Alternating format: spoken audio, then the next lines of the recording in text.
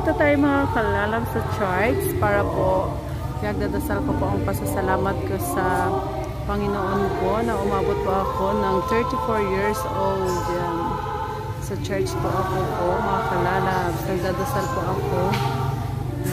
Thank you Lord sa existing po buhay ko po.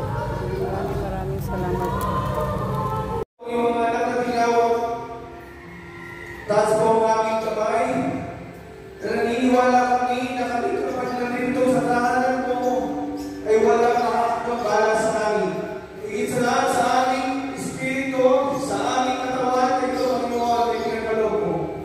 Nagpalaya kami, Panginoon, ang magpupuhay sa iyo. Dahil naniniwala kami, Panginoon, kapag ikaw ang aming pinasasapat, pinupupuhay ng Panginoon, walang sino pa makakabala. Kung kaya